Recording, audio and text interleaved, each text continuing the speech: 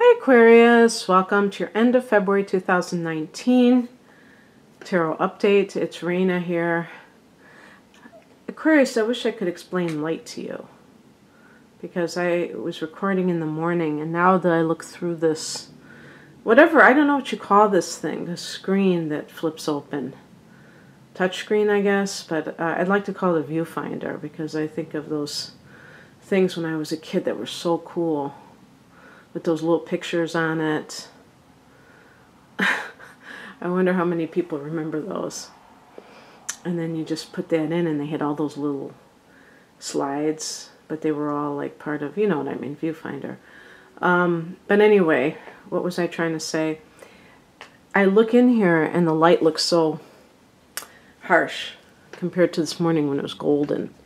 So I'm sure you really needed to know that, and anyway. So this is a general reading. I am using the Morgan Greer tarot deck as I do these. So just to let you know.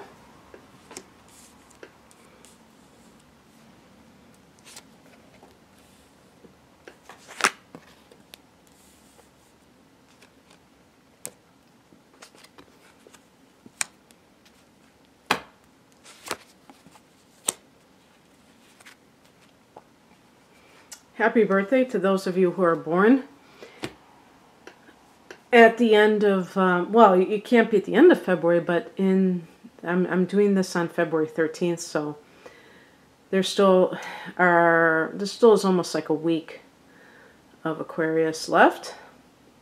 The last decan of Aquarius. All right, so the heart of the matter is the King of Cups. Who is this man to you?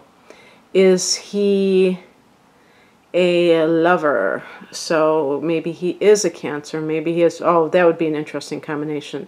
Aquarius and Cancer. That'll end well, right? Cancer, Scorpio, and Pisces. Or Pisces. And this is someone who could be like a father. I mean, it could be your literal father or a father figure for some reason on your mind, in your life at this time. And this is a caring person, though.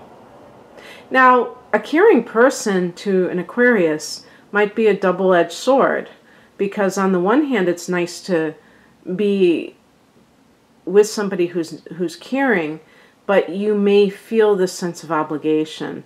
Oh, this person is so nice, I really like this person, but I feel like I don't have my freedom. I feel smothered by this person. If this is like a love interest, for instance, they may be like the perfect partner, but not for you because of what your particular emotional makeup is. And if this is a boss, this is somebody who is very understanding. But, you know, it's funny, isn't it? Even if you have like a great boss, if you are thinking about leaving, it can feel like almost like guilt-inducing to even think about it, because how can I let this guy down? He needs me. You know, he's always telling me how valued I am to the company. So it's funny. It's like, it's not that the King of Cups is a villain, but it still can be a situation where you want to break free from this person.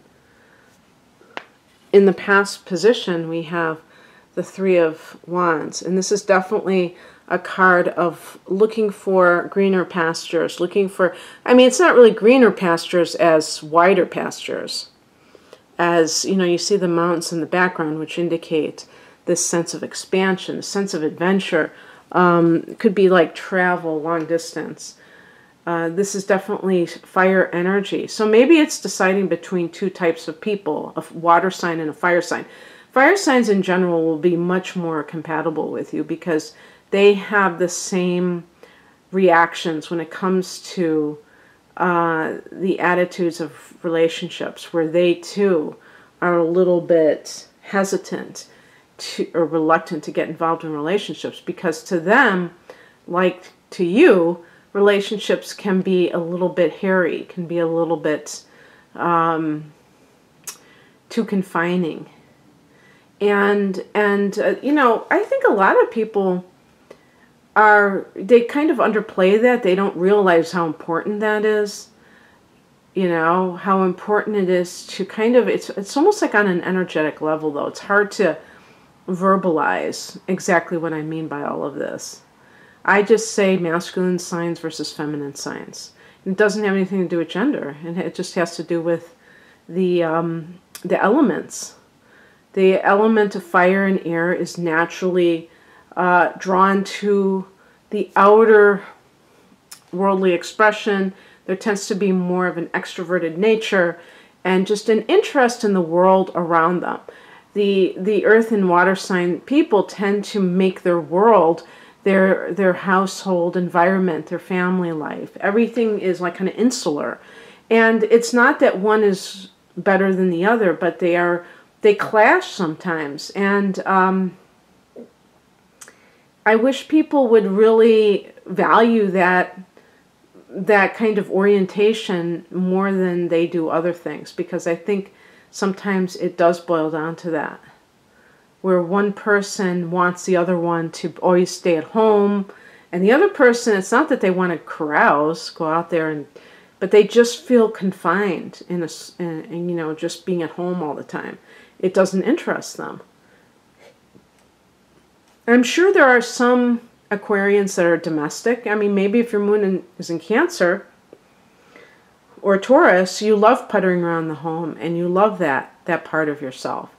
And there's always that emotional connection to home. But I still maintain that many of you are going to be much more footloose and fancy-free, if you will. And that might be what's going on. But again, this could be like a professional situation. The advice is the Eight of Cups. Leaving what no longer serves you. And this could be on different levels. Now, it could be leaving a water sign individual. It could be leaving a job that just doesn't cut it. Now, you may have a great boss, but you may not like what you do. Or you just don't feel that emotional connection to what you do. And you just want to try something new. You want to feel stimulated again, mentally stimulated, and it just isn't cutting it. Well, I shouldn't say, I'm thinking mentally because you're an air sign, but really it is more of a heart-centered thing. So you may be feeling like your heart isn't in what you're doing, and you want to go somewhere that you can feel that sense of deep connection to your work. And so definitely look at your North Node and compare it to your Sun sign, because you might get more of an idea of what you're meant to do. If you're suffering, I don't mean suffering, but if you're having any confusion about where you should be, look at what your North Node is. I said your North Nose. Look at where your North Node is, and also what house it's in, and so what sign it's in, what house it's in, and compare it to that Sun sign and the midheaven point, the cusp of the 10th house. What crosses you is represented by the King of Swords. I think this is you, and what I think is that Aquarius, I mean, this is kind of like the slam on Aquarians, is that they are too analytical and they're not in touch with their emotions enough. And what happens is that it can create a scenario where you're just like living in your mind, and the things that you value are not really what move you. And so sometimes I think earth signs do this too, where they, you know, what is rational, pragmatic about a particular situation? And looking at it from, okay, well, this makes the most money, and these jobs are the most available So I'm going to, this is the kind of work I'm going to do. And that may, there may be some people that are happy just doing work for its own sake, but there may be also some people who are needing to feel that sense of connection, that what they're doing makes a difference, that they are doing what they came here to do. I wonder how many Aquarians know that you are considered a psychic sign. I mean, everyone may have those latent abilities, but you may have them very actively being demonstrated on a regular basis. And as such, it may be necessary for you to do something along those lines. Maybe you need to become an astrologer or become an energy healer instead of doing whatever work you're doing now. And that will fulfill your mission in a much more, in a richer way.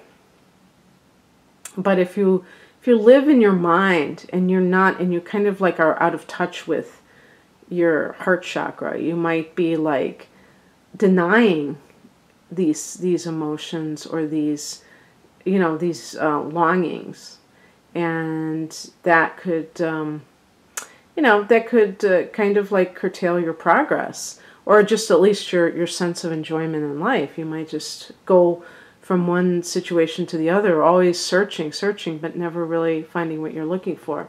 One thing I want to say too, there was something else. Well, if it's a love relationship, there may be a situation where you're looking for some kind of, I don't want to say even an ideal relationship, but a more compatible relationship. But on your end of things, you may not be emotionally available, and that could be problematic too. So be careful that when you're looking at other people, the other person in your life, and saying, I feel this sense of like being too claustrophobic, they're too demanding of my time or what have you, and I want to expand, like the Three of Wands, that you are emotionally available to another person. Because if you're not, then, you can't point fingers at somebody else, right? What's coming in is represented by the Ace of Swords. So this could be a new beginning in your life in general. Now, you did have your solar return in February. And so you're like kind of starting a new cycle right now. And as such, this can also be along the lines of seeing where your path is going to lead. So the Ace of Swords is a card of clarity, gaining clarity, mental clarity. And this may point the way to you about what you need to do with a particular situation. And it may feel like a relief because you may have been quite confused about what you should be doing. And yet, by the same token, this situation may be like ongoing. It may not be something that it's like you're going to start a relationship with somebody. Maybe you're going to spend some time just by yourself, and you know that that's what you need more than anything else. And even like if this is a work situation, you may decide that you need to possibly be an entrepreneur, because the Three of Wands could indicate that. And you may have something very, maybe before you weren't sure of what you exactly wanted to sell or promote, and now you have a better idea of it. The outcome is the Knight of Pentacles, and this is a card of a lot of just good old-fashioned hard work. But it's also a card of consistency, So it's just showing up every day and doing your work.